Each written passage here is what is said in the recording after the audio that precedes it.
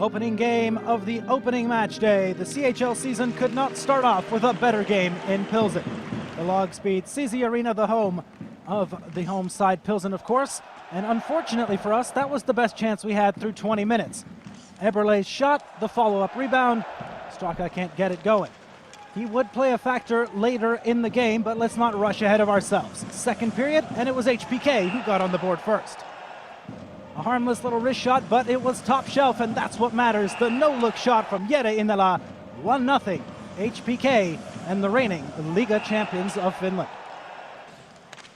Still in the second frame, HPK still up by 1, and they would extend that to a second.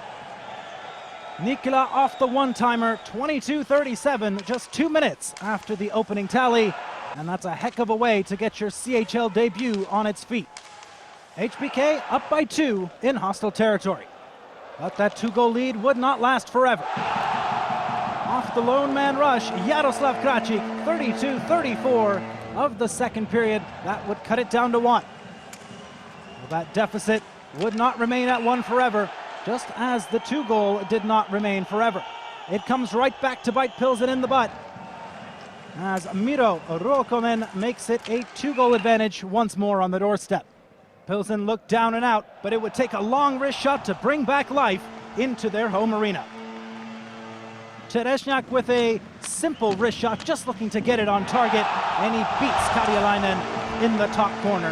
That's 2 in the top shelf against the Finnish netminder. But his team would want to fight back, and fight back they did. It looked unavoidable at this point. HPK up by 2 once again, as Nenonen's goal finds, guess what, top shelf. But that 2-goal lead would not last forever, and I feel like I've been saying that forever. As the scramble for the loose puck leads to a goal, officials right on the money. They nod their heads in agreement. It's a good goal, and the deficit is, guess what, right back down to 1. After Merdel's tap in on the doorstep, it would take a few minutes, but look at that slapper. Jakob Poor makes it an equal game in Pilsen in the final 3 minutes of the game. We would have to settle this one in overtime, and look at this shift from Straka. Picks the pocket, gets a shot. Puck stays in the offensive zone, and he gets himself another crack at it. Straka, the overtime hero, as his team battles back from 2-goal deficits to take this one on home ice.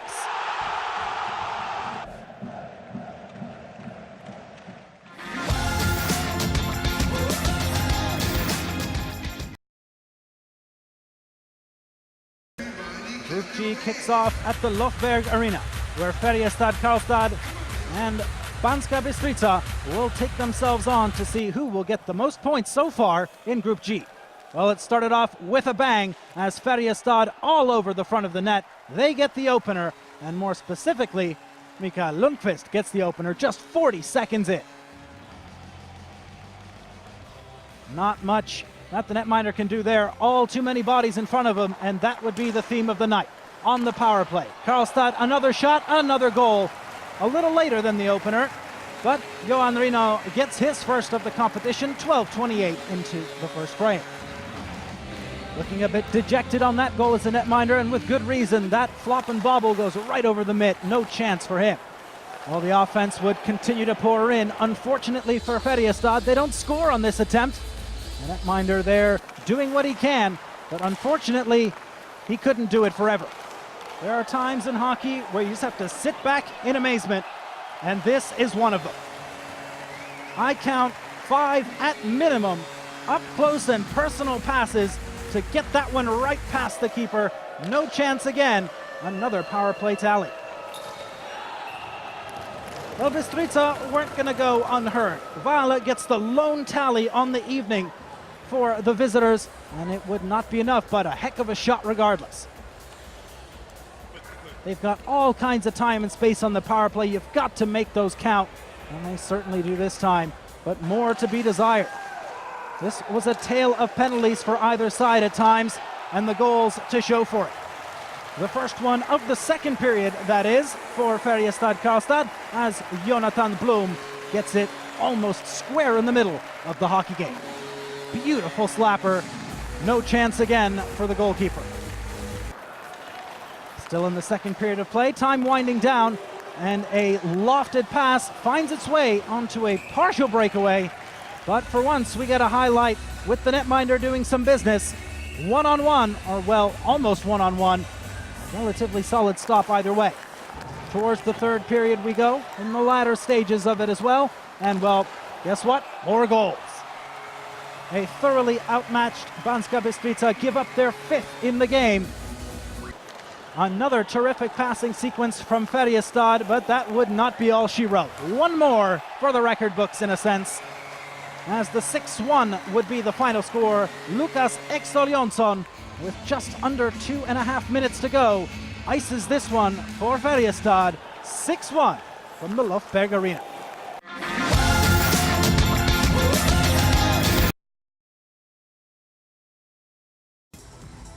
Group C sees the return of Luleå Hockey, former champions in this competition, and now back after a minor hiatus. Also, the opposite side, the Augsburger Panthers make their CHL debut. How will they fare? Let's stick around and watch. Well, the initial stages of the game turned into a bit of a goaltending match. Each side getting their licks in, with Roy making a key stop here 7 minutes in. Still in the first frame, and we would have to wait 9 minutes to find our first goal. But it was well worth the wait. A dual team effort there from Calhoun and Hafenrichter, with Hafenrichter getting the goal in the end, but Calhoun doing the dirty work to get that one up close. Just a few minutes later, Luleå on the power play. Could they equalize? Yes, indeed. It looked a bit shaky at first, but 12 minutes in, the score is tied off the goal from Peter Emanuelsson. Gunler hitting the post, as you can see, off that redirection. And then fortunate enough that that backhand finds Twine.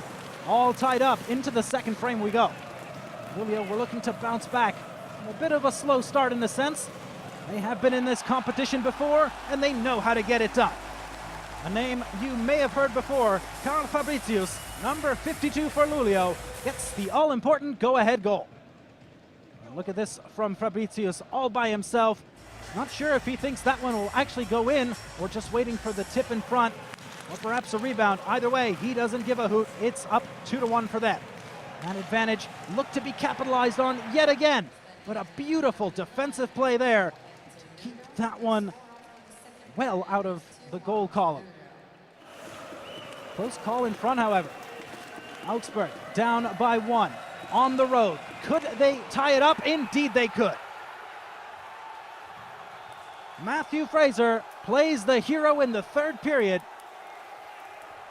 as his team somehow claw their way back to tie this one up, and we go to overtime. 5 minutes to make something happen. A couple chances out in front of the cage, but nobody able to shovel it in, and that is how OT would end. Scoreless through 5 minutes, but what a chance in front of Rauto's cage. On to the shootout we go. A hero in the making, perhaps? Indeed it is. Sezemski gets the game-winning goal in the shootout on the road as the Panthers defeat the former CHL champs, and they get themselves their first points in their first game.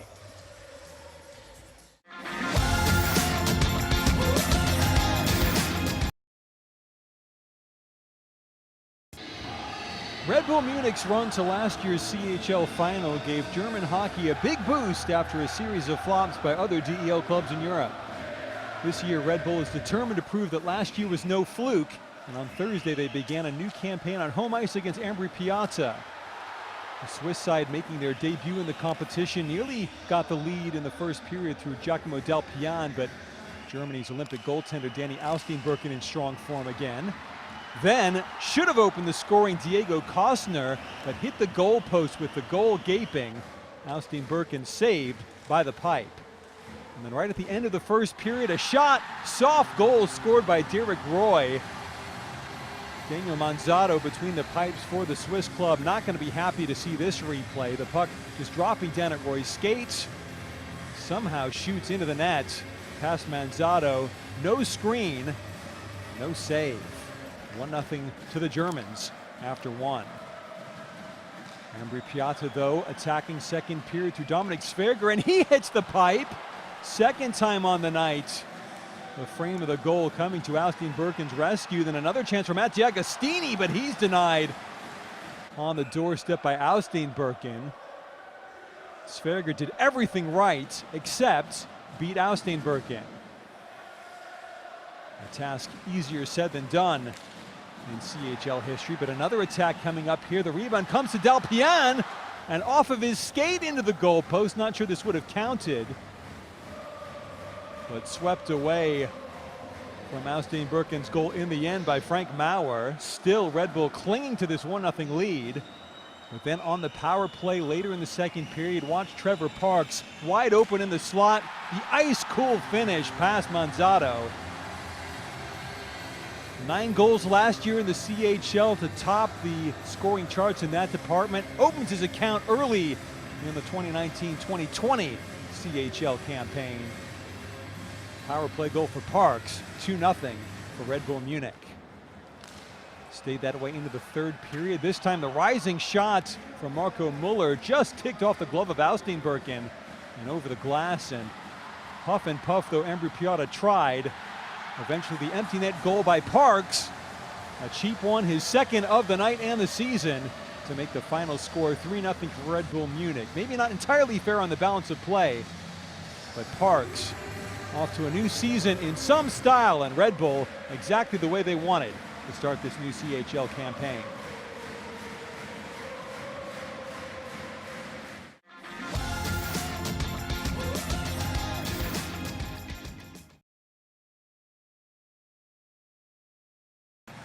Amazingly, Tampere still has yet to reach a CHL quarterfinal despite reaching the knockout stage 5 years in a row.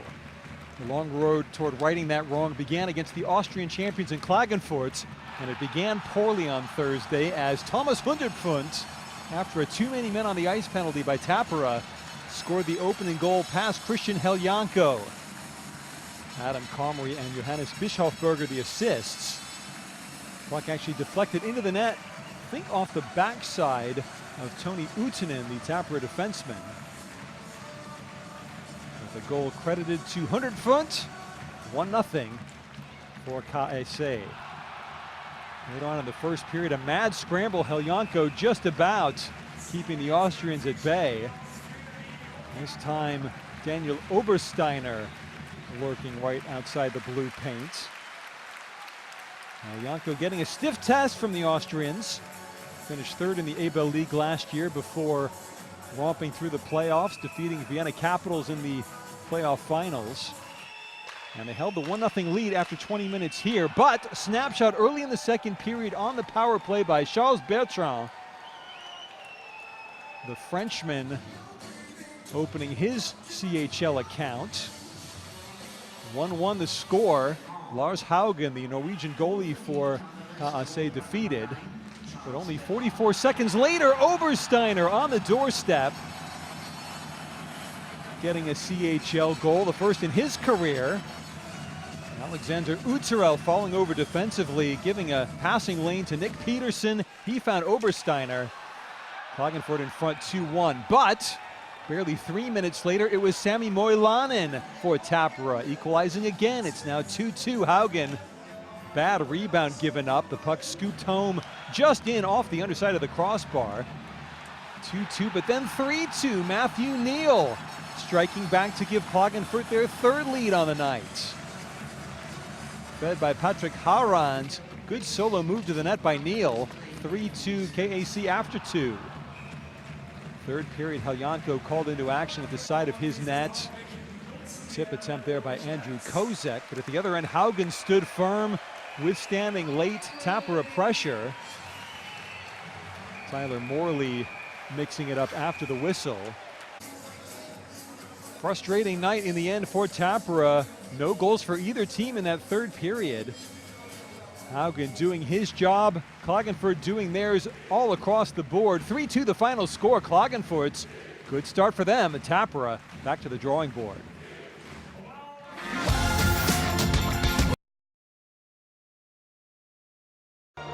AV Zug are a regular attraction in the CHL, but for Denmark's Rungsted Sair Capitals, a chance to show what they can do with the big boys of European club ice hockey. At the Bossard Arena, Zug scored 2 in the first period, firstly an unassisted effort from Johan Morant on 11:06. We'll take an opener from the home side. The lead stayed at 1 for just 3 minutes and 16 seconds more when Jan Kovar, again unassisted, put the home side 2-0 up. At this stage they're finding hard work, the Danes. Well, the break obviously benefited Rungsted as they were able to open their account 54 seconds after the restart. Willi Raskob providing the ammunition for Maria Lucia to fire home 2-1, and the Danes had hope.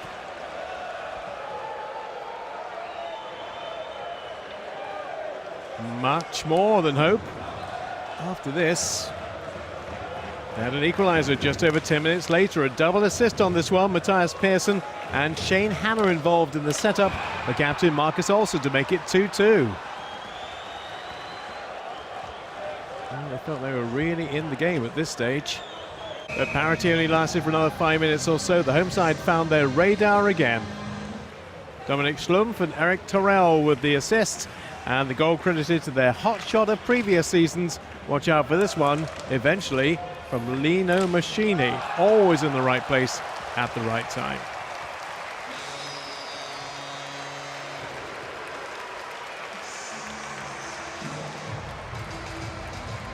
Well, still all to play for in the third at 3-2. And it was nearly 3-3. Anderson with a great chance to get the Danes level. And that was not a bad chance either for Persson. So it could have been 3-3, maybe should have been 3-3. But the CHL experience showing for the home side. Yannick Lennart Albrecht making it 4-2. Johan Morant with the assist. And pretty much at this stage, it looked like the game was going beyond the Danish team. Well, certainly did with less than 5 to go. Sven Sentler finished off the move involving Jan Kovar and Eric Torell.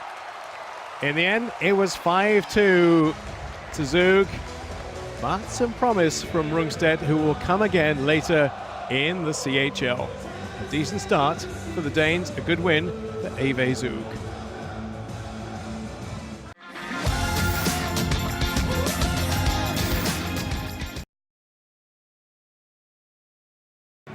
A pair of CHL debutants took to the ice on Thursday in Switzerland as BLBN hosted the new Norwegian champions Frisk Asker.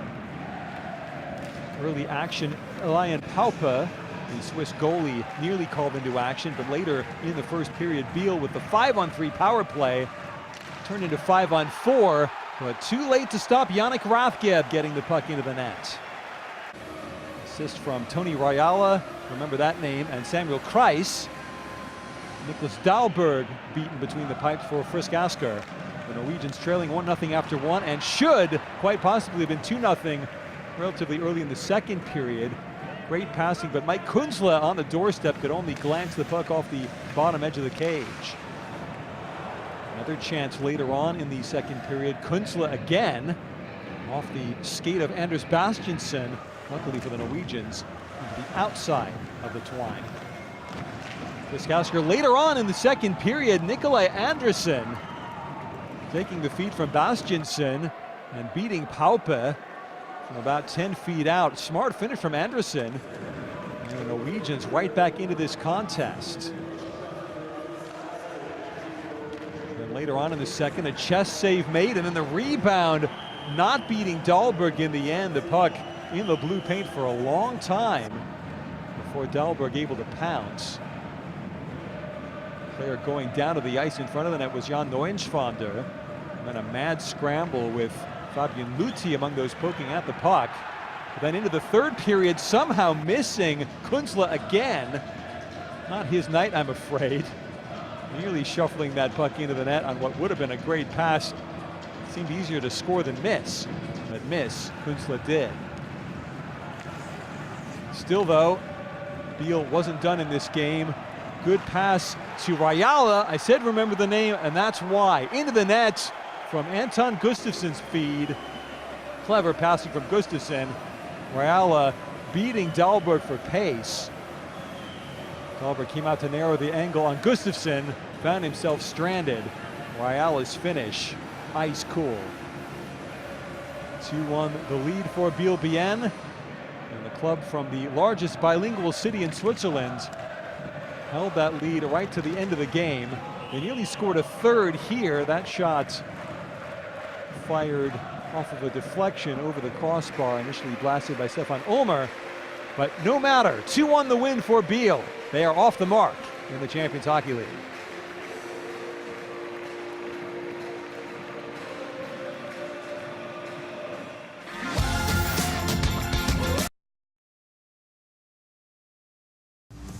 Almost 3,000 in at the SSE Arena in Belfast for the Giants' debut in the Champions Hockey League. Up against Justin Peters. First period, first chance, power play for Belfast, and they score. Crowd goes berserk. Bobby Farnham gets his name on the score sheet as the first Belfast scorer. Assists from Smotherman and from Redox. Well, it was a game of nip and tuck, and you score, I score, really, as Liberec got their game-tying goal at 7:21. First of the opportunities taken by Libor Hudacek for Liberec. 1-1 became 2-1 to the Belfast Giants, and quite how Patrick Ronker found a way through here, I don't know, but he did. Liam Morgan helping him, and Lewis Hook too. So, once again, Belfast with their noses in front. Didn't last long again. He left Roll not with far too much time for the shot, and he duly delivered for Liberec, unassisted. And going into the end of the first, it was 2-2, Giants and Liberec. Quite a feisty period number two, a long, long one. And Belfast getting the early marker. Scored by Brian Ward, assisted by Patrick Mullen and by Liam Morgan. So 3-2, but guess what?